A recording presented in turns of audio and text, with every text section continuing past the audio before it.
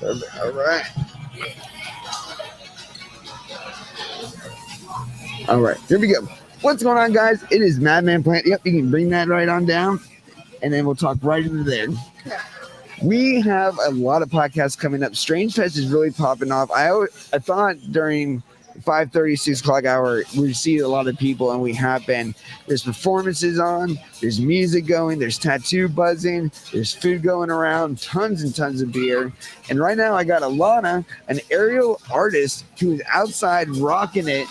What is that, a beam? What is that, like a TP? What is that thing called? It's an aerial rig. It's an aerial rig. Perfect. So this whole podcast is about mental health, breaking the stigma of home growing and smoking. But you don't do any of those, but you do know a lot about mental health and clarity. And you got into aerial arts through COVID for clarity? Yeah, I got into aerial arts really hardcore during COVID, during the lockdown. I found myself with a lot of anxiety and uncertainty, and I wasn't able to sleep or function during the day. But thankfully, I had just bought my aerial rig, and it was in my garage, and I would just go out and spend hours just moving on the lyra or the silks, just messing around. And I found that it just brought me back down to earth. It gave me the mental space that I needed, alone out in my garage with I call it my garage lyra. But aerials is what got me through COVID, or I wouldn't be sane sitting here right now.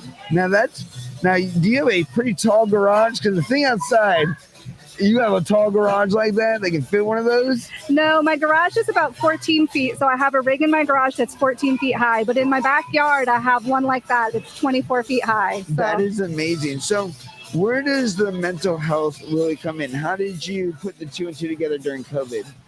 I just realized that when I'm in the air, when I'm flying, I can't think about anything else. I can only think about the present moment and what I'm doing. And all of a sudden I'd come down and I would realize, hey, I wasn't anxious for like the last 5 minutes. Nice. And then it grew over time, like, wow, I haven't thought about that thing that was bothering me. And it really carries over into life. Just giving myself that me time that I need for an hour, 30 minutes, whatever I can give, really pays in dividends throughout the day. Now, is it just the moving around? Is it being able to just throw your body in those positions? Like, I guess, where do you experience the biggest endorphin release being up there? I think there's two ways. So it's kind of twofold, though, because when I'm working on something new, it can be very frustrating if I don't get it. So it can almost have a negative effect.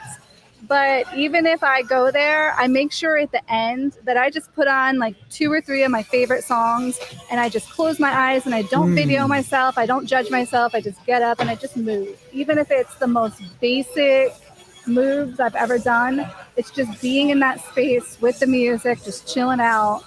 No matter what I've accomplished or didn't accomplish before then, it doesn't matter. Now, when you're in that space, have you ever lost sense of like time or reality and entered like a parallel, like I guess in meditation where like you fully experience? Yes, I'm very big on meditation, and there's really nothing to describe it other than if you meditate and you've ever like realized that you're in this moment, and this moment is the only thing that's ever mattered, and it's the only thing that ever will matter. You get that in the air if you just let yourself go. Now, when you're in the air, the moves that you're learning, are they in sequence, or are they more about just feeling and just being out there and like creating? I do a little bit of both. Mostly what I love is to create. I've put on a song and I'm like, oh my gosh, I can see the movements to this song. And if I just go and kind of move and see where it takes me, I really like that. But I also have that other side of me where I'm like, wow, that was on Instagram and it's really cool. I've got to try it. And that's what usually gets me in trouble. But I like to do a little bit of both. Now, have you ever traveled to like a convention or a con for what you do and been surrounded in person by other artists other than, today and everything like that? Yeah, I've done other festivals. I do the West Virginia Renaissance Festival every year. Okay. I've gone into DC. I've gone around Virginia, a few in Maryland. But I did take one long weekend. It was a 4-day weekend up in Vermont. And I went with other aerialists to train. And it was really nice to be around other people who can relate to what it's like. Now, when you're up there and with what they're relating to, how is the healing process? Like, how does that bring you healing or clarity? Well, I think it's twofold. Mentally, it's just the ability to forget whatever it is. Even if you have to come back to it later, when you're upside down and backwards, you don't have time to think about what you need to do for work or whatever. Yes. But also, back in February, I broke my ankle in 3 places, not doing Whoa. aerials. It was roller skating. Do not recommend. Even deadlier. But the first thing I thought when I was laying on the ground in the roller skate still was, oh my God, is my career over? But I was like, no, I can't think that way. No. So I made myself the next day in the cast, get up on my trapeze and just do the most, like I said, put on a song and do the most basic moves. And that is healing in itself. I think, my doctor said I recovered faster than most people would. And I have to say, I think it's because of my positive mental attitude that I'm only able to have because I give myself the time for myself in the air. Well, I think that's also too about the healing process is when you develop your self-esteem, your self-love, your self-worth, and being able to do that in a form that you can control, that you see the value, that you see the purpose. It's one thing when you're like in your line of work where you do a great job and then you're awarded, but to challenge yourself, to push yourself where there's nobody looking and it's you and this beam or you and this hula hoop or whatever it is that you're circling in, I think that's the true value is self and learning how to love yourself, learning how to be with yourself and that type of movement, that type of environment, it's isolation. You're alone, you're meditating, you're experiencing. So I think that is just so great. One thing that we're always talking about is mindset, and how do you get that mindset? You have to build that clarity, whether it's upside down in the air or whether it's doing something else. So how has this affected your life? How does this change your life for the positive or giving you a life? Oh, this has completely changed my life.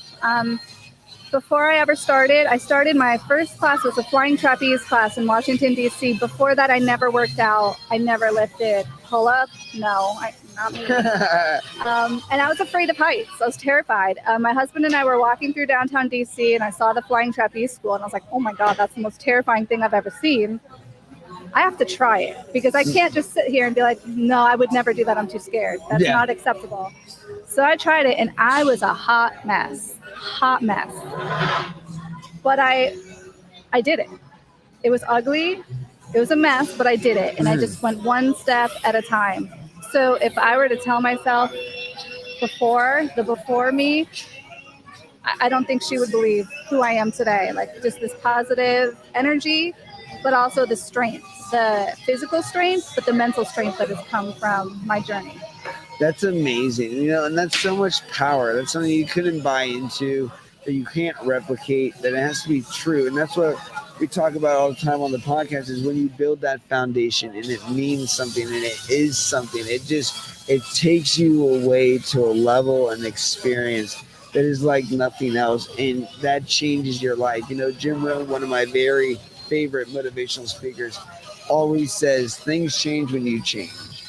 If you want things to get better, you need to get better. I know what I mean? Yeah. And it's this idea that we can do it in the littlest forms, whether it's in our backyard, whether it's in our garage. We always think that we need something bigger to serve, and it's not. It's the ability to be with ourselves. So what would you recommend for other people who are maybe felt like you before, maybe to get into aerialist or start spinning around on disc? What would you tell people? Well, anyone, I have so many people who come and they watch me and they say, oh my God, I would love to do that, but not in this lifetime. And I want to say to them, I thought the same thing. I'm 42 years old and I'm out there. You don't even look 42. Thank you. You look my age, 35. So it's never, yes, you can, and your journey will look different than mine. And that's totally acceptable. Like wherever you go with it, as long as you're happy and you're moving and you're enjoying it, give it a try, You won't be sorry. And even if it's not aerials, get into that hobby that you've been wanting to do. Just give yourself the time because you're worth it. Well, that is awesome. And that is great advice. I think that we can all follow, whether we become aerialists or not. But guys, we have more podcasts coming your way. How can people find you and support your work? I am Aerial Alana on YouTube and Instagrams. That's AERIAL, Alana, ALANNA. Perfect, guys. Well, you heard it straight from her. Maybe we can get some more of your airless friends to come on here. I would love to talk to them more, especially about the mental health aspect, and see how they got to their journey. But, guys, we have more podcasts coming up.